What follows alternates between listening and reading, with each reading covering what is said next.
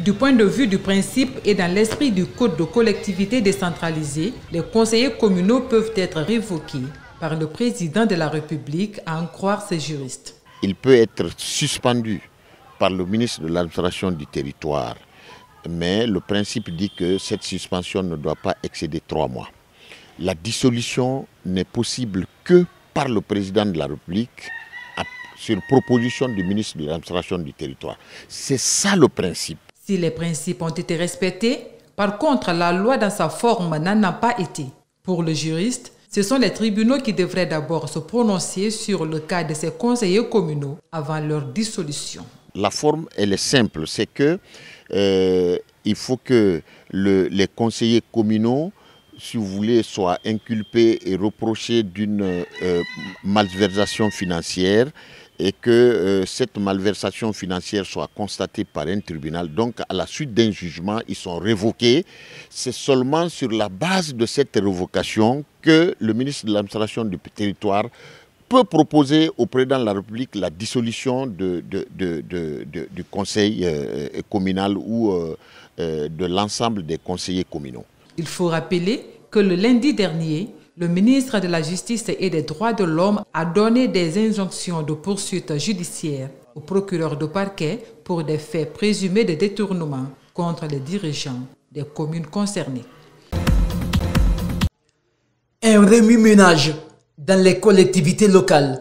9 conseillers communaux ont déjà donné le ton. Dans la capitale, le débat sur le retour des délégations spéciales brûle les lèvres. Pour nombreux, il faut y penser afin d'enclencher le développement communautaire longtemps attendu. Il ne faut pas que M. Morokonde va s'hasarder de faire un problème de populisme pour ça.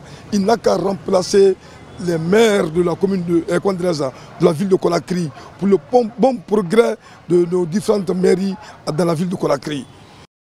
Avec ses 38 quartiers et environ 900 000 habitants, ces jeunes regrettent tous le manque de projets devant favoriser l'épanouissement de la couche juvénile. Ils estiment que beaucoup de talents meurent dans les quartiers par manque d'accompagnement. On a 2 stades homologués, Cabinet et Sodiko, mais des stades là, vraiment, jusqu'à présent, même une petite toiture pour les stades là, c'est impossible. Et Matoto qui est là, en tant que grande commune, il faut voir, pas de maison de jeunesse.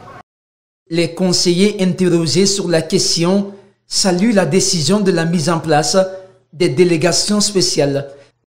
Si vous prenez les marchés de Matoto, je vous dis et je vous répète, seulement marché de Anta engrange 6 500 000 chaque 3 jours. Faites le calcul. Par mois, ça fait 52 millions. Le seul marché sur 17 marchés au niveau de Matoto. Dans les conditions normales, c'est un problème qui devait être sur la table au niveau de notre réunion du bureau exécutif. À Conakry, la plupart des mairies ont connu des scandales financiers, souvent dénoncés par les conseillers municipaux, et les maires sont toujours accusés, mais jamais inquiétés.